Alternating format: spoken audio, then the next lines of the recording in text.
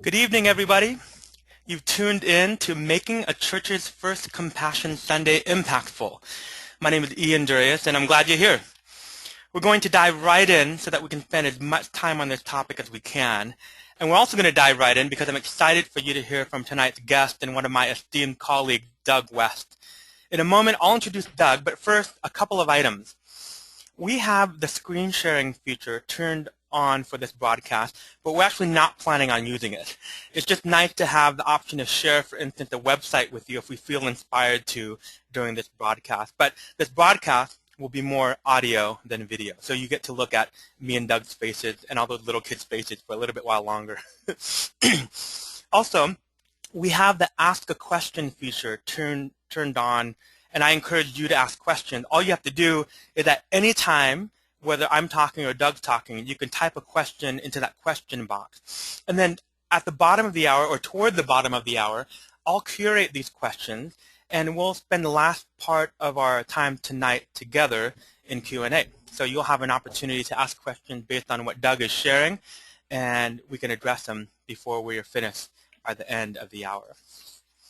So, making a church's first Compassion Sunday impactful. We've all heard that we never get a second chance to make a first impression. The same goes for churches and compassion. In fact, first impressions abound.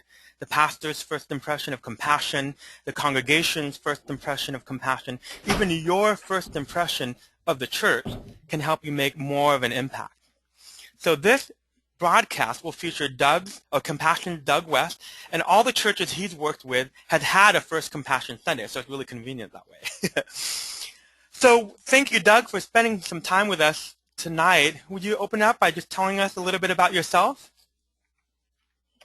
Yeah, I'd be glad to, Ian, and really excited to be here with you. And I imagine there's some other folks on this line that I probably know personally from my time in the Advocate Network. So it's just a real joy for me to be here with you, reconnecting with the Advocate Network side.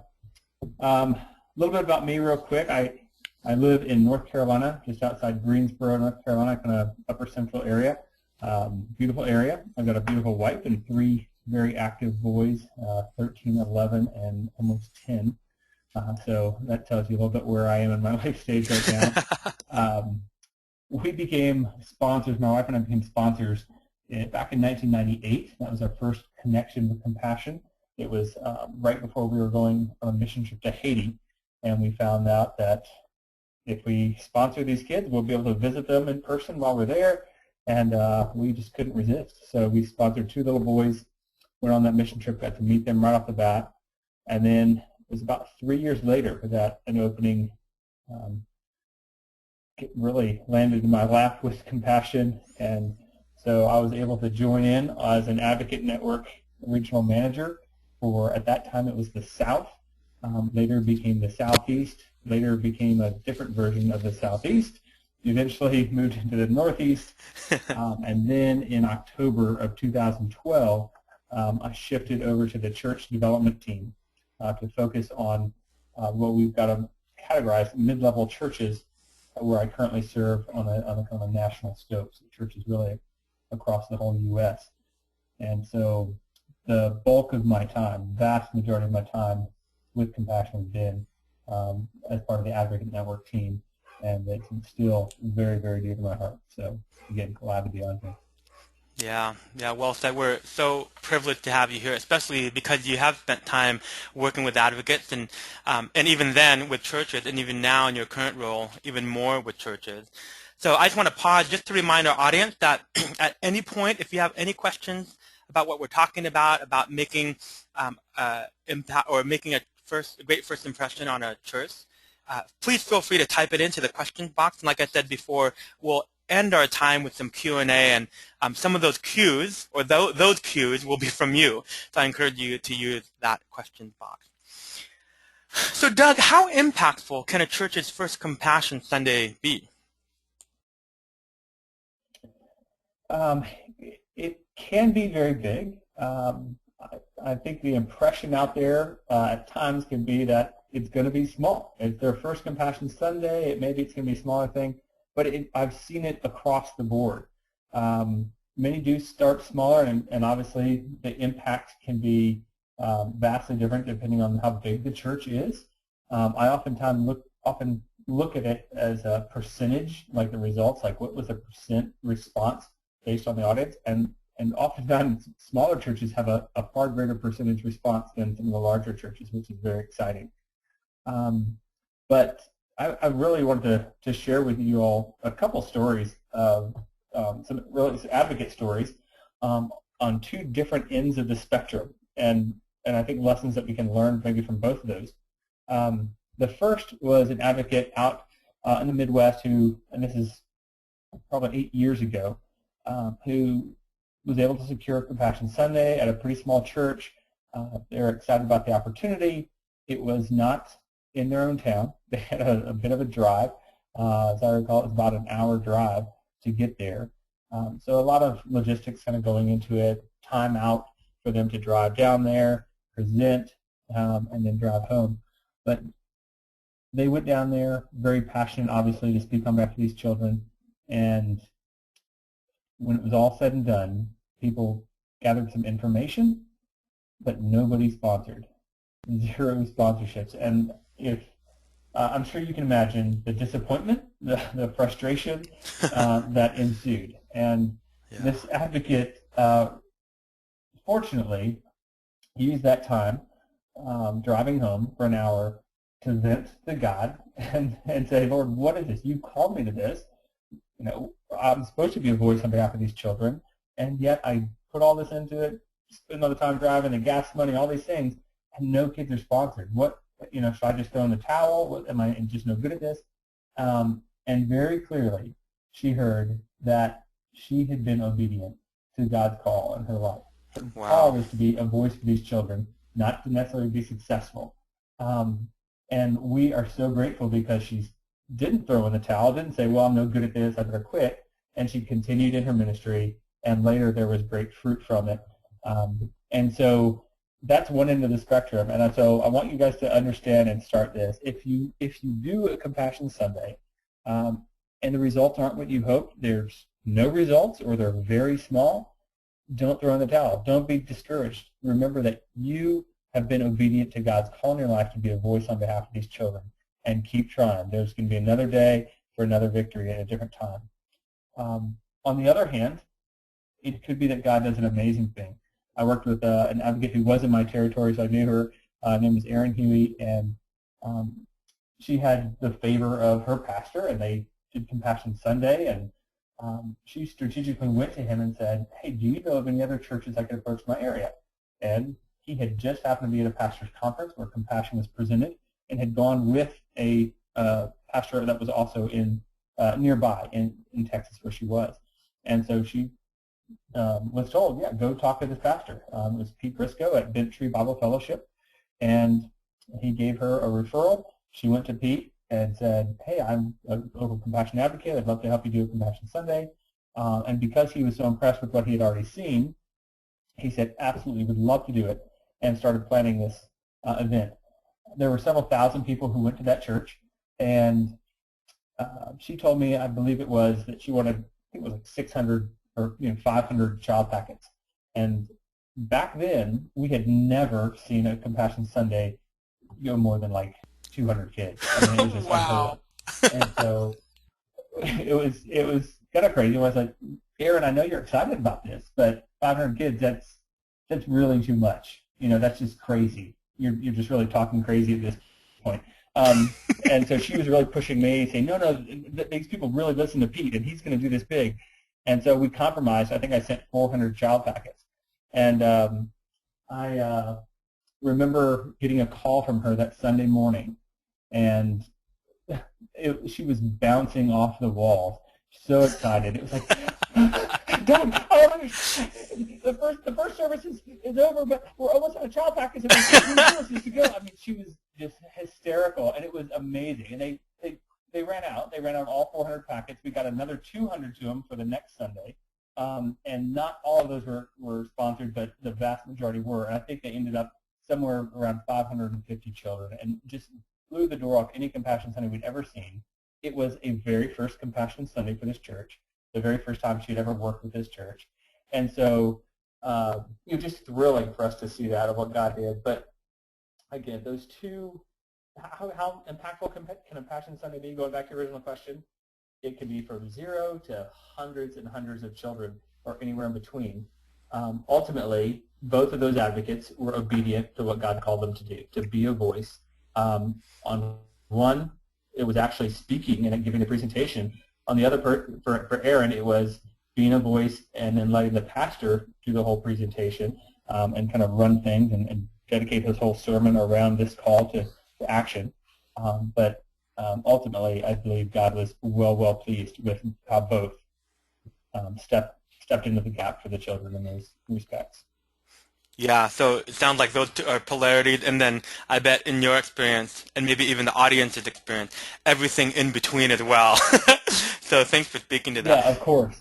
Of course. There's, 2 kids sponsored, 10 kids sponsored, 20 kids sponsored. And I think we've got a lot of data now that when people order a Compassion Sunday kit or we get an order from a church, they kind of look at it systematically and say, okay, you have this many people in your audience, and we try to get as much information as we can about what does that presentation look like to start giving some guesstimates on what that response could be. But again, that does not take into effect what God might have planned. And we don't want to ever sell him short and think that, oh, he can't do something big. He really can. Yeah, absolutely. So what's important about making a good first impression for Compassion on a church?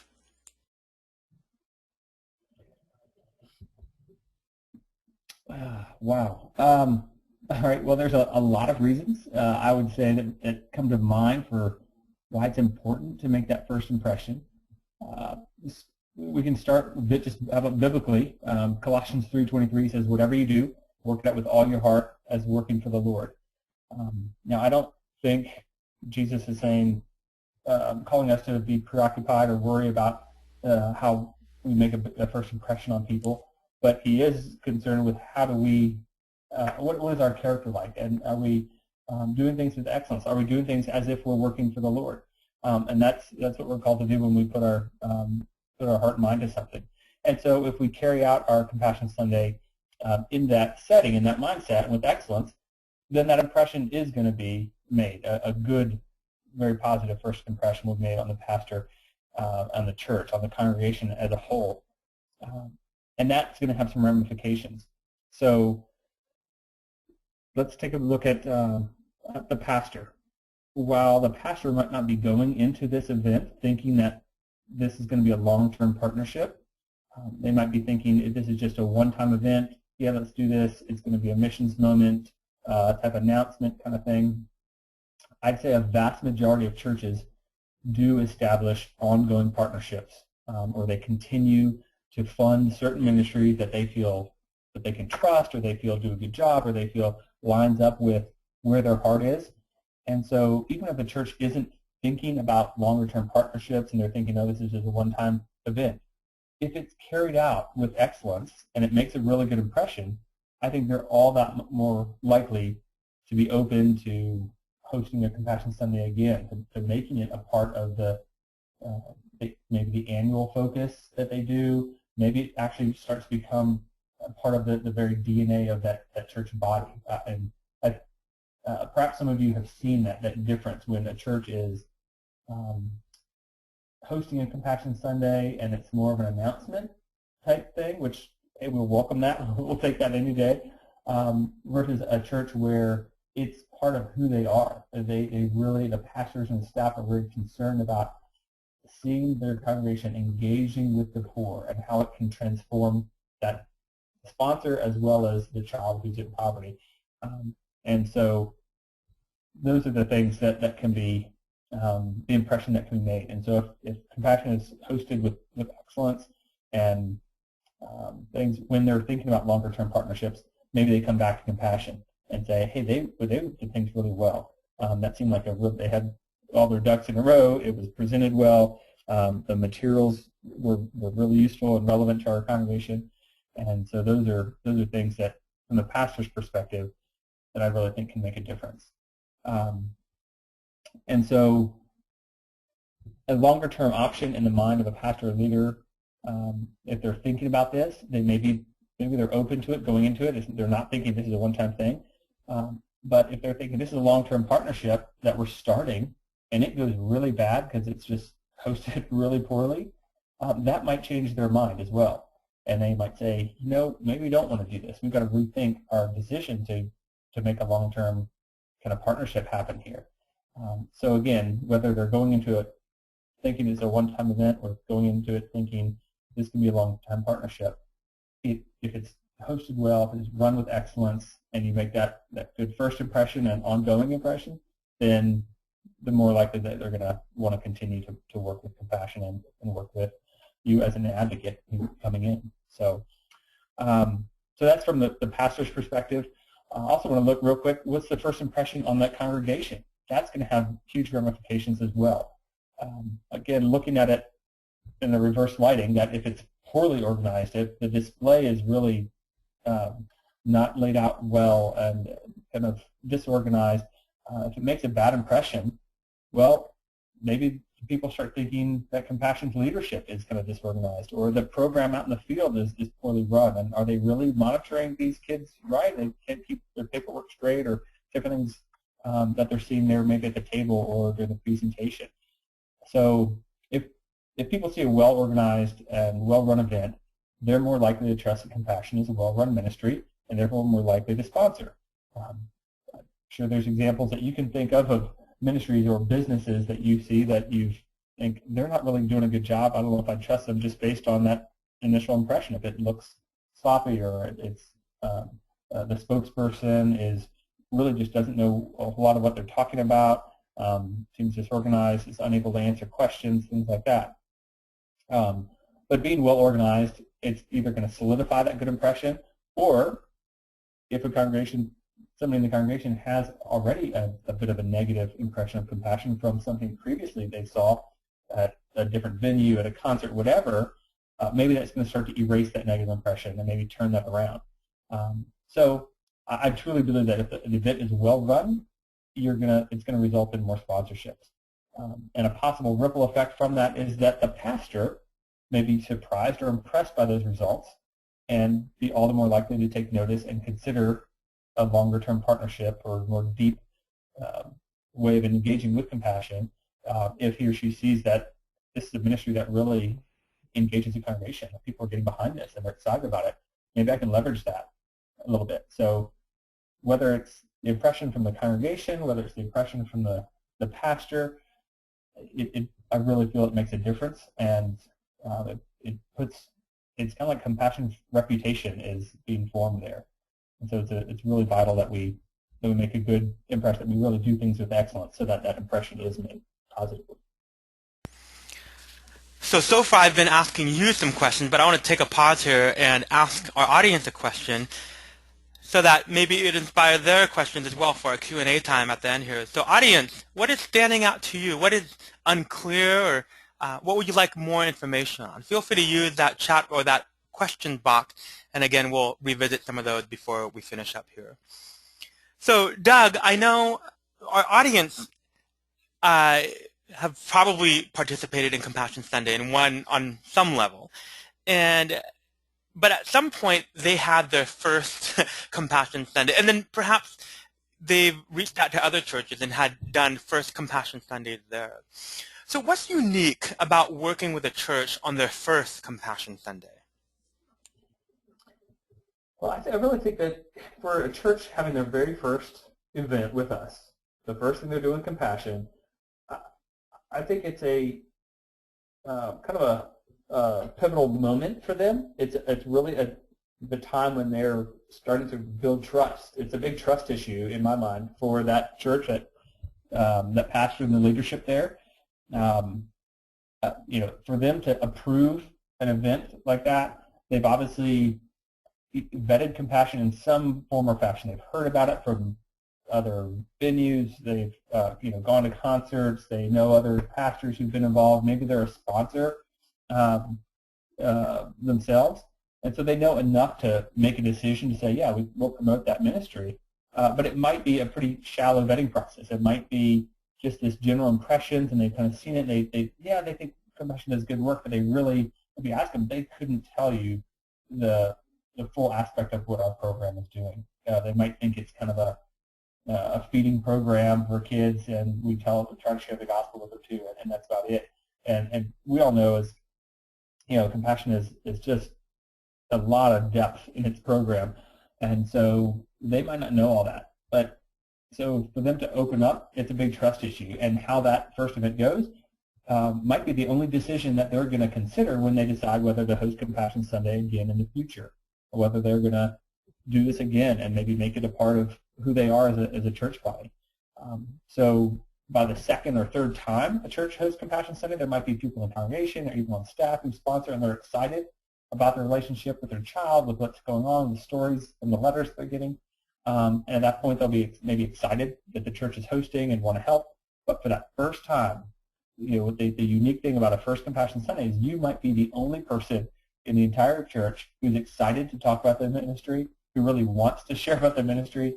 I think it's imperative that you are very positive, that you're encouraging with the people that you talk with, that you're appreciative for the opportunity you have there. So anybody in that process that helped approve that message, whether it was the receptionist up to the senior pastor, make sure you let them know that you appreciate the ability to come in there and share with them. I think that's huge, and that's what's really kind of unique. I also think for a first Compassion Sunday event, there's also a really unique opportunity.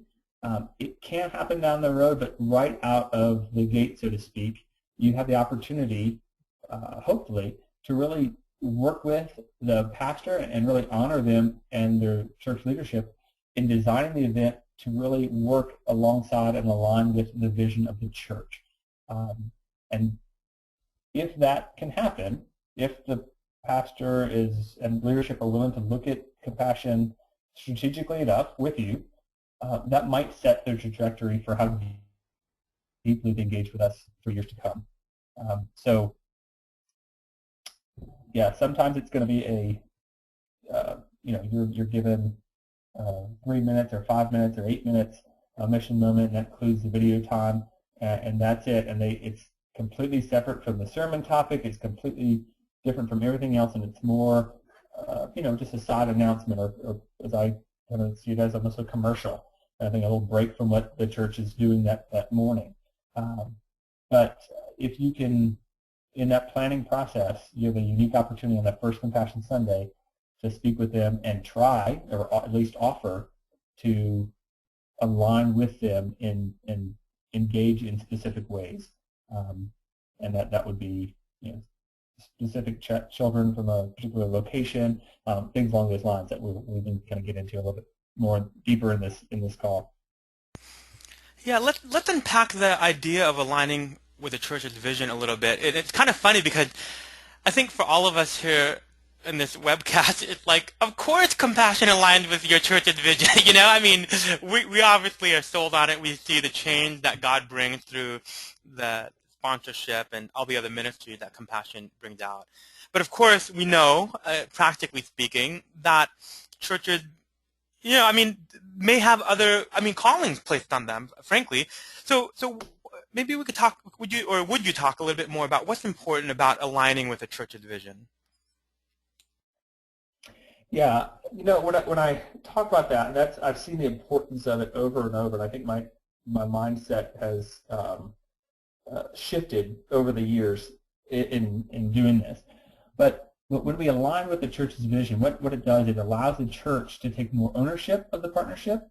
And the more aligned that we can be with a church, the more they embrace and they're going to welcome a long-term strategic partnership.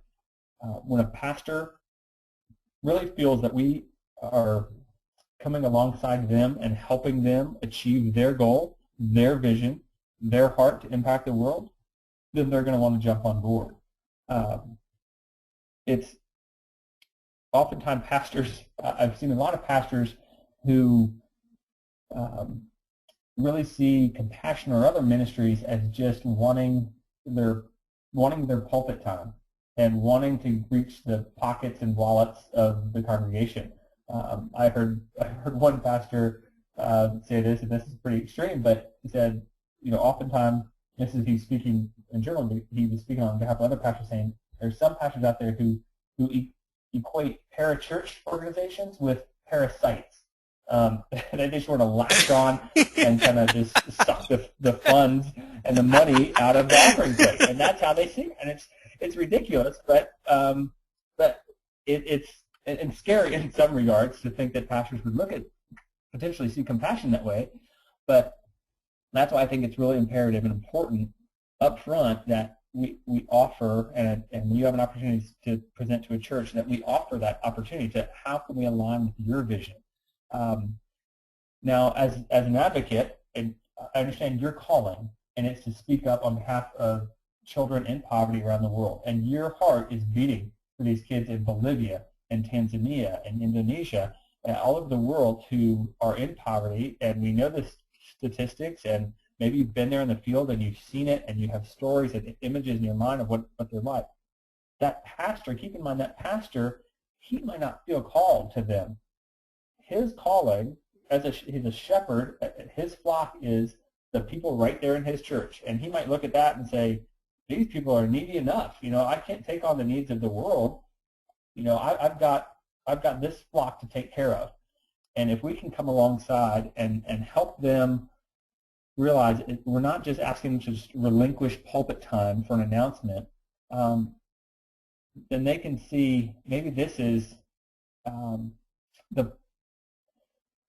I guess let me say it this way. It's not them relinquishing pulpit time for an announcement, but it becomes them in the pulpit focusing a sermon on a call to action where children are sponsored, but they see it as this is a way to engage my congregation, my flock, so to speak, in the goals I have for them. I want to disciple these people. I want to see them grow in their faith. I want to see them understand God's stewardship of funds better. And compassion is a tool that I can use to do that. Then they're going to embrace it.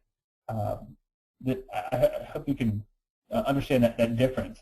But just for example, one of the things, if we can align with the church's vision, if I do some research on a church and I know that they're working in certain areas around the world, that's one thing I'll offer to them is, hey, if this overlaps with the mission trips that you guys are already going, where you're already going to Nicaragua and Dominican Republic, how about we partner with you there? And so if people can sponsor children in those areas, and then on the trips that you're already taking, perhaps have one day out of that trip where they can actually visit that sponsored child.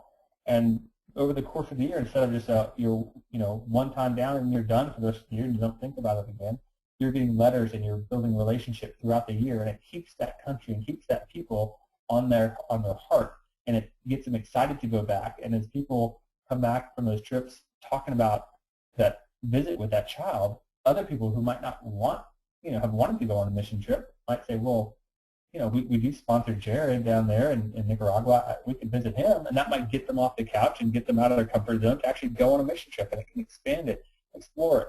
And so if a pastor starts seeing that it can bring life and excitement for missions into a church, then they're more willing to welcome you and let you be a part of it. So, I never want to supplant anything that the church is doing. If they're working in Nicaragua and I say, hey, we can do something in Nicaragua, and if they at all see that that's going to be a competition or kind of takeover, I don't want to be a part of it. Say, look, hey, I don't want to do that. If it's going to enhance what you're doing, great, let's do it, and it'll enhance things. But if you think it's going to cause any issues there, we're glad to shift that away, and it can be something completely different so it doesn't distract from any work. So you don't ever want compassion to be seen as kind of taking over or pushing other ministries that they have a heart for and they've already been called to. We don't want to push those out of the way, but what can compassion do to enhance what's already going there, or even give them a new focus if they're open to that and ready for a new focus. Yeah, so to align with the church's vision, what I'm hearing from you, and I think it's well said, that I guess maybe one of the things that we combat coming in as a compassion representative is that, right or wrong, we're lumped in with everybody else that has come to that church with something.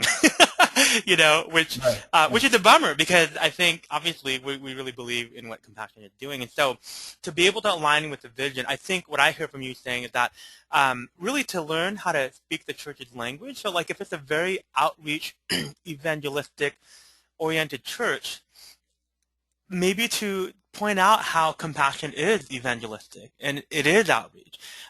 Or like you said, you know, you talked about aligning with the church geographically because, you know, maybe they go once a year already to Bolivia or Rwanda. And if there's a way to maximize those trips through being able to visit your child that you sponsor or maybe to see the Ministry of Compassion live, that would be a good thing. And along with that, not just geographically, but demographically too. So a church may have just a lively children's ministry, and so they have a heart for children, and so their heart for children go beyond the local community. But they want to take care of kids like through the CSP elsewhere.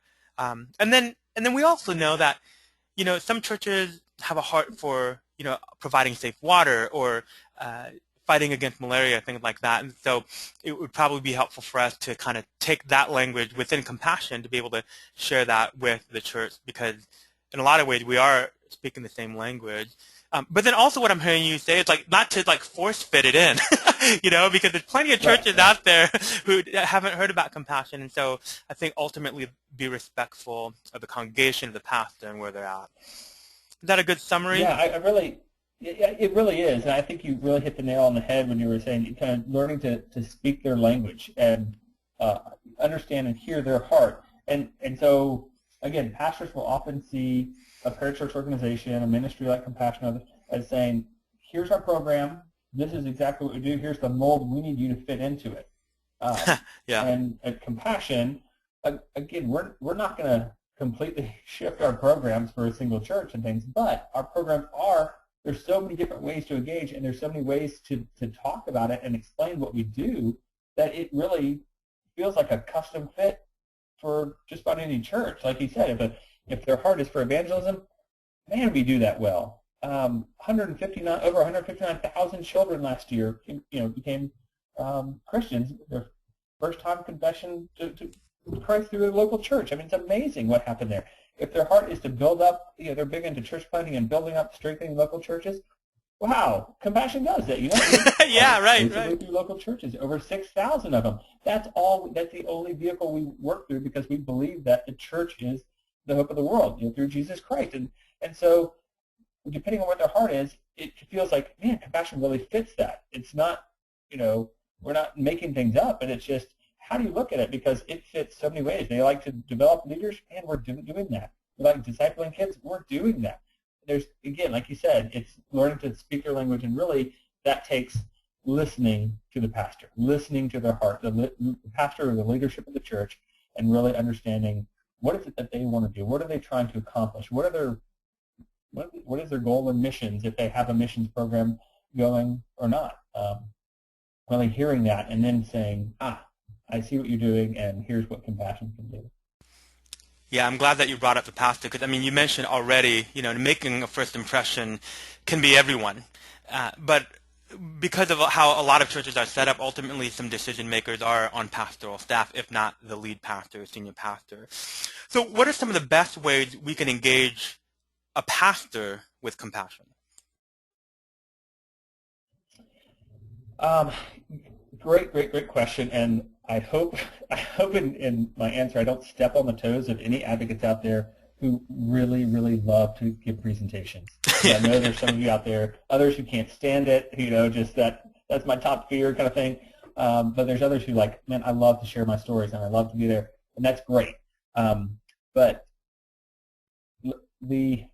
for a number of years, real quick history with the Advocate Network, as more churches started engaging with us, it was the advocates and advocate staff who really engaged with those churches. And over time, we started seeing there are so many churches wanting to engage with us, we need to develop a whole new church team. And that's what happened. Now there's a whole separate church engagement team that's broken down in a couple different sub-teams within that. But the whole reason that the church engagement team exists is to engage pastor. That team is not looking for, hey, can we get time and they're going to speak at these churches. we don't want that. We really want that pastor to be engaged, because that pastor is already the trusted person within the congregation whose goal is to lead and provide the vision for the church. And so we want that ask coming from the pastor and not from any of us.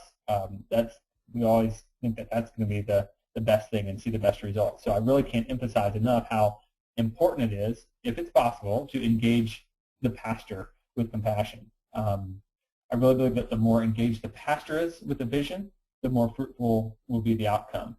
And so there's a couple of ways to do that, or things that I would recommend, and I guess the best ways to engage your pastor. But it's really all about getting the pastor engaged, and where I think if as advocates we can adopt this strategy, and it's going to grow our influence, it's going to impact the church in greater ways. And so the first thing, just find out the vision. I already kind of mentioned that, but what is the vision for the congregation, for that pastor? What do they want to see happen in the lives of the people they're shepherding? And then use those cues, use the things they're answering to discuss how compassion can be an asset to them rather than a distraction, just one more program to add on. We don't want to do that. We don't want the pastor to see compassion as just one more thing that they have to fit in each year. If so, they're probably going to give less and less time to it each year. But if they really start seeing that it's an asset to them, then they're going to embrace it more and more.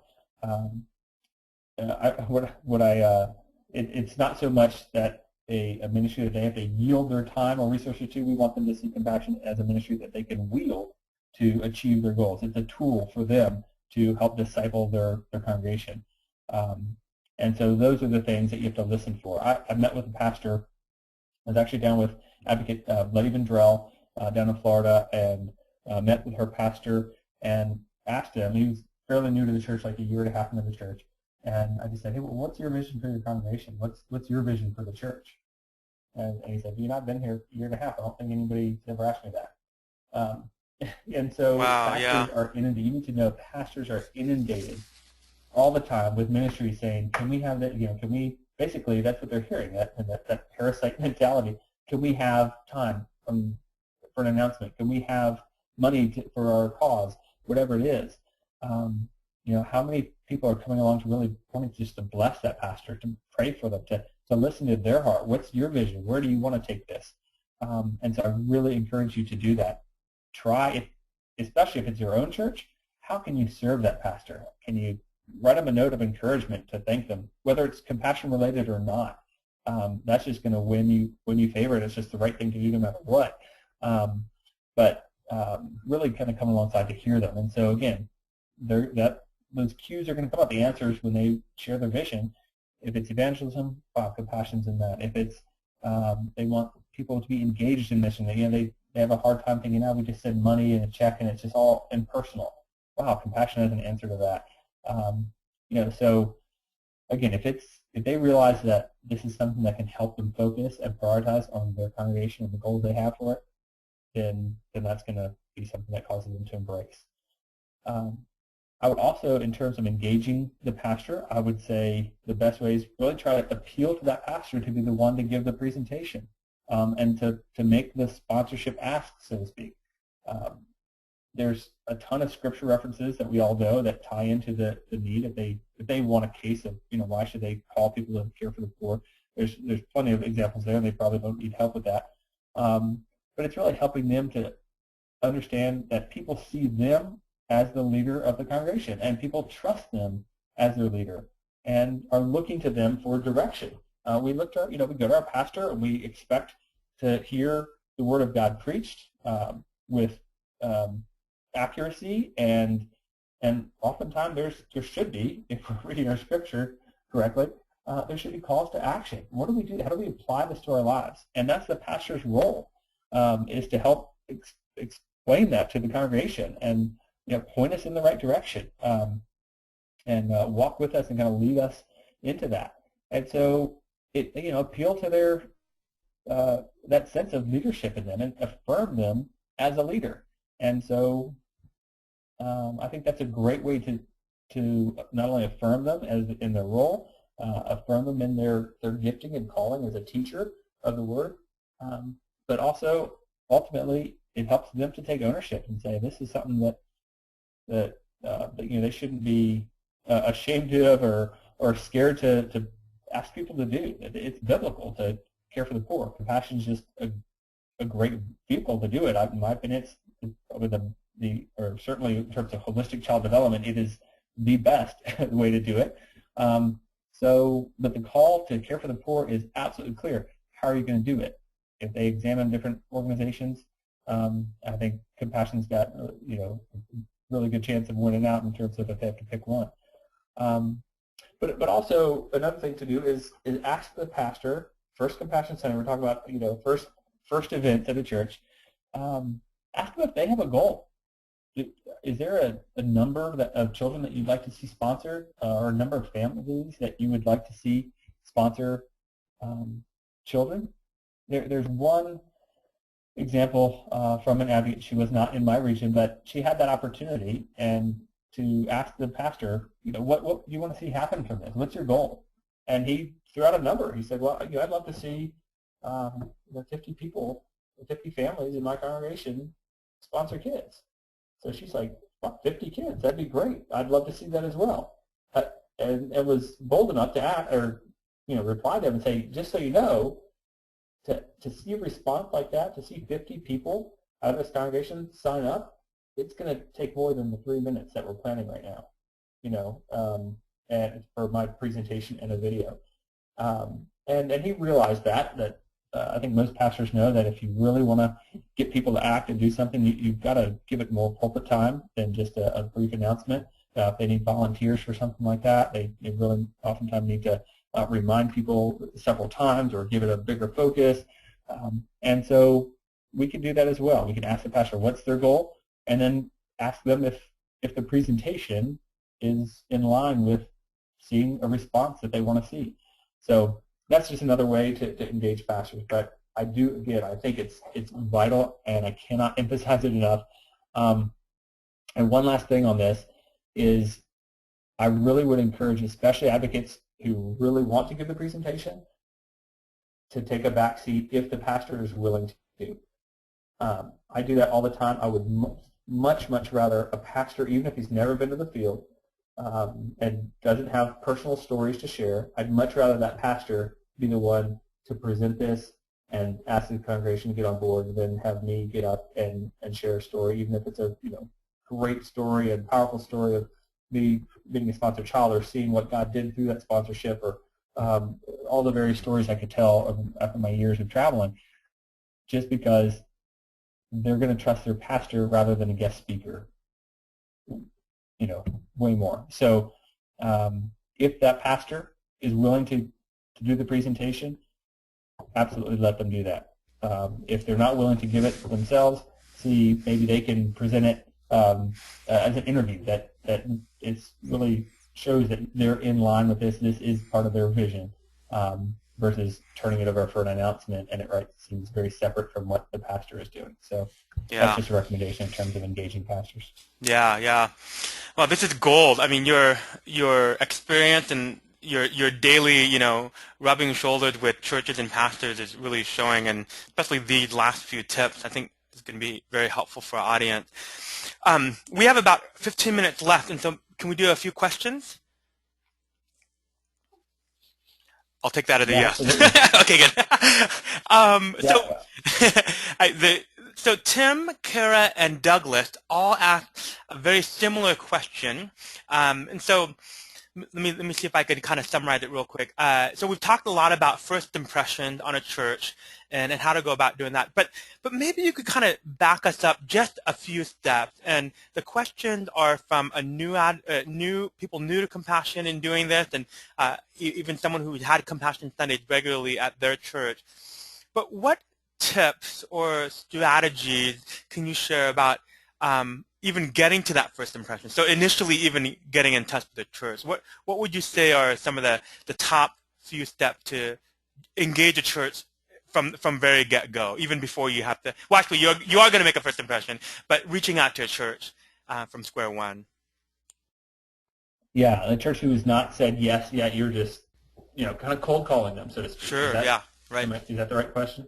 Yeah. Okay. Boy, that really is tough. Cold calling is tough, and if you have the if you if you have the heart for it and the ability to keep at it, great. Good things can come. Um, what I would recommend is being strategic about that. Like Advocate Aaron Huey from years ago, if your pastor is on board already, or you're involved with any church that is involved with compassion, ask that pastor for referrals. Ask him if he knows, because pastors have networks, and say, hey, do anybody else in your network you think would be interested in this? And then that would be at least a little bit of a warm lead versus just a complete cold call. But one, I would say treat anybody at the church with absolute respect and politeness and deference. That receptionist or secretary or whoever is answering the phone is oftentimes the gatekeeper. And they get materials coming in the mail and phone calls all the time about opportunities that that church has to engage the world in some way. And so making a great impression on them is fantastic. If you stop by a church and you don't get any farther than that receptionist, obviously treat them very well. Treat them as if they have some power in this, because they do. Don't just brush them by and just be like, hey, I'm just here to see the pastor. I don't really care who you are, kind of thing. Even send them a thank you. If that's as far as you go, send them a thank you card, and don't give up. If you hear no, by the way, it doesn't mean never. Keep that in mind. And no might mean not right now, but try again next year. So don't just throw in the door unless they absolutely say we never want to do this or something. So that's one thing, is really just treating everybody with respect. And obviously we should do that, but understand that those the people who answer the phone, receptionist, secretary, whoever, administrative assistant, whoever it is, they oftentimes are a gatekeeper. And the more we can kind of connect with them, the more likely they're willing to, probably do us a favor and get us in touch with the pastor or make an appointment, that kind of thing. So Yeah. That's well said. That's one thing to do on a cold call. Yeah. And maybe a couple of other thoughts would be, sometimes we try to get a meeting with the pastor, which is great if you can do it, but oftentimes difficult. But maybe what you could do is through the pastor's personal assistant to see if you could schedule some phone time with the pastor, maybe just 15 minutes, 20 minutes to have a conversation, because you don't necessarily need them to leave the building to meet at a coffee shop, which again would be great, but maybe even just some phone time that you schedule ahead of time through their admin. That might be one way to reach out for the first time to a church. And then secondly, not underestimate the power of an acquaintance. Like, I think some of you on the call, and maybe you have too, Doug, read the book by Malcolm Gladwell called The Tipping Point. And there's a part in that book where he talks about the weak tie as opposed to the strong tie. And as you can imagine, if someone is applying for a job, if you're applying for a job and you know someone at the company, and that person at the company kind of puts a good word in for you, then it's more likely that your resume will float up to the top to maybe get interviews and whatnot. But the interesting thing when they studied that was it wasn't the reference of a good friend that floated to the resume to the top.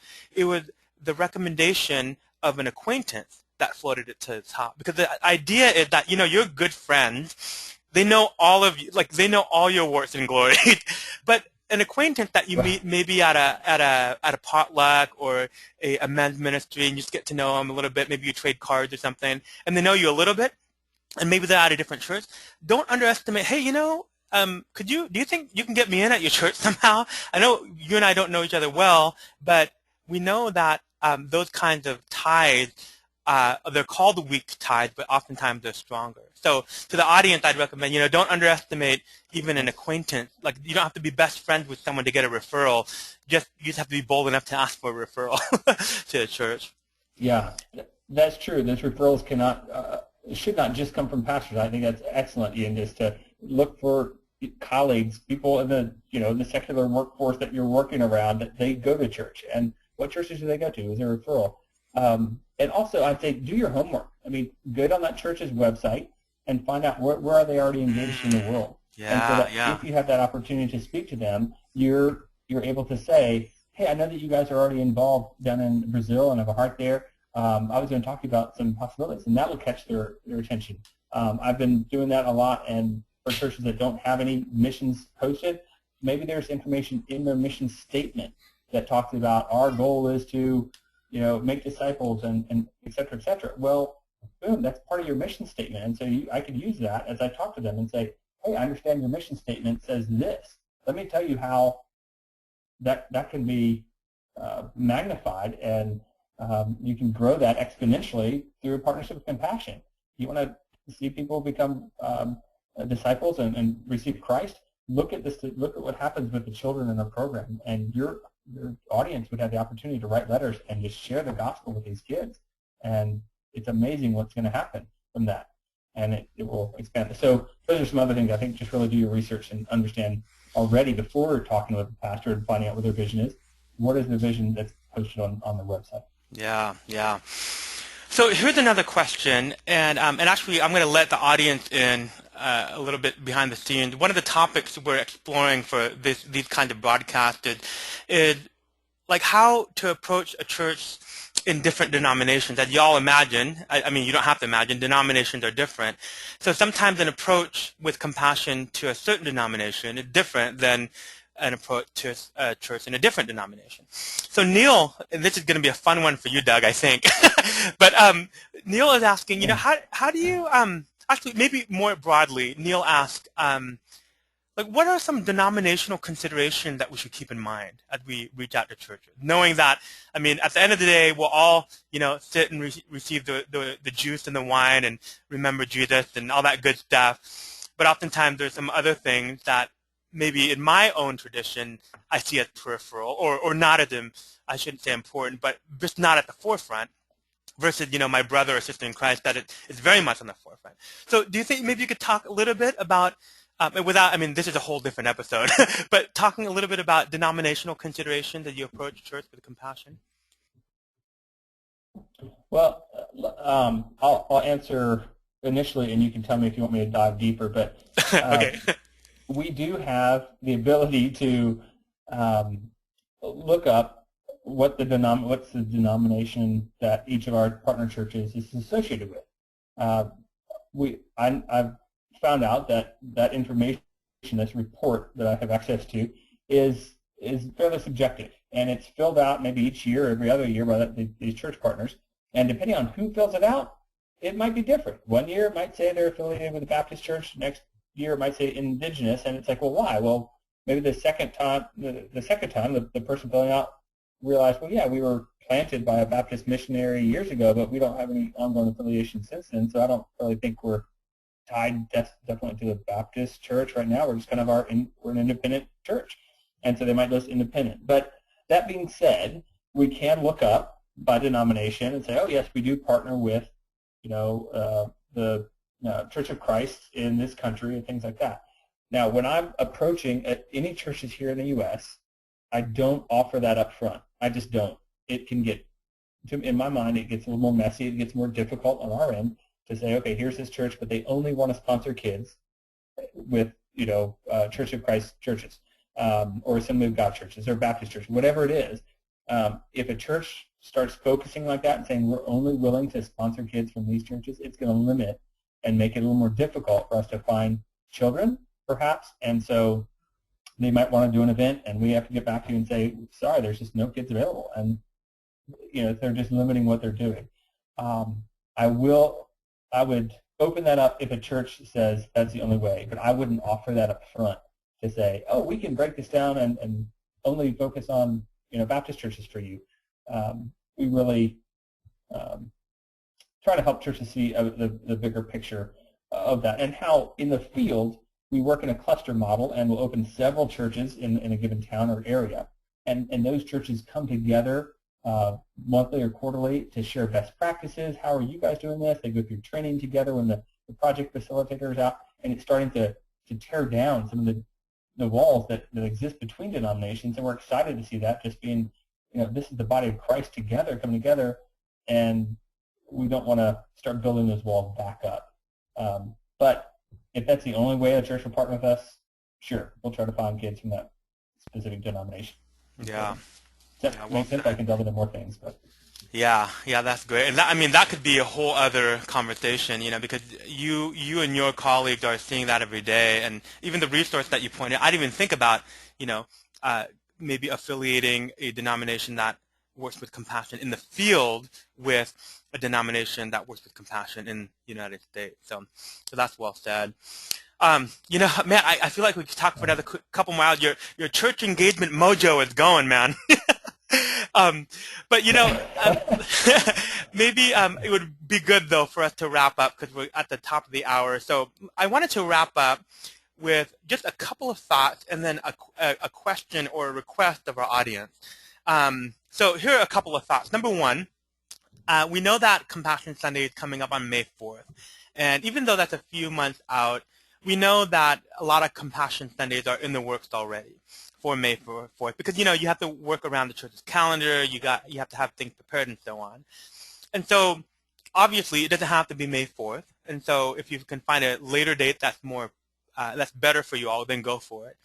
But I want to kind of take a step back and just think about it even more broadly than that, because I think sometimes Compassion Sunday takes us by surprise, and all of a sudden it's here, it's 2 months out, and we're perhaps scrambling a little bit to get on the calendar, to get supplies and get the volunteers and so on. So one of the adages I've been starting to live by, and it's been really kind of reaping what I've sown into it, is this idea that a year from now you're going to wish you started today.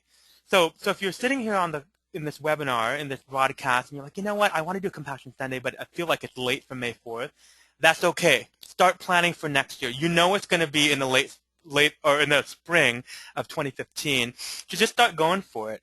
And I think when the time comes, you'll be able to look back and go, you know what, I'm glad I started planning this after that broadcast with Doug West, and to start implementing some of these strategies and these thoughts even now. So that's my first thought. Just go for it. Even if you feel like you're late for this year, then plan next year. And then secondly, we offer, and I'm sure a lot of you know this, but we offer training and coaching in compassion in general, but all these kinds of things like understanding sponsorship, understanding CSP, getting coached, are very helpful to you in your church engagement. So as a follow-up to this broadcast, I'm going to email a quick note to all of you afterwards, but with a couple of links to our classes. I encourage you to sign up for the classes to get more, just gain even a little bit more confidence in your understanding of compassion, and then also to reach out to a coach. Now, these coaches, don't reach out to them if you want them to tell you what to do related to Compassion Sunday, because they won't tell you what to do. In fact, they're really good at not telling you what to do. Rather, these conversations are going to really help draw out what is already going on in your community, in your church, in your faith, in your relationship, that maybe you could just rediscover and put into action on your own. So I really encourage you to reach out to one of our coaches. So those are the two thoughts. And then lastly, I have a favor to ask of you, and I'm opening up the chat box. And so we're gonna call it a night, but before you hang up or before you log off, if you wouldn't mind typing in that chat box just something that was significant to you about this hour, something that was meaningful, something that stood out to you, something that you hope will stay with you. That'll I think that would be really helpful for each other to hear. I think, Doug, it was significant to me that you spent an hour. I know that's 9 o'clock your time, and or actually closer to 10 now. But it was significant to me that you spent some time with us advocates on the phone like this, and then also your breadth of knowledge was just very evident, and so it's just gold. So you've really given us a gift. Well, I appreciate that. I kind of wish you'd schedule these for an hour and a half or two. I could keep talking, of course, by the end of it, we're probably chatting and everyone's gone to bed. But I love this, and I'm just so grateful to be on the call here. Yeah, absolutely, absolutely. Well, thank you, Doug. And so for the audience, thank you for spending the time with us, wherever you are. Thank you for making us part of your evening. And if you wouldn't mind, before you log off, before you sign off, type in something that was significant to you about this last hour, and we'll call it a night. Have a great evening and a great rest of the week, everyone. Bye-bye.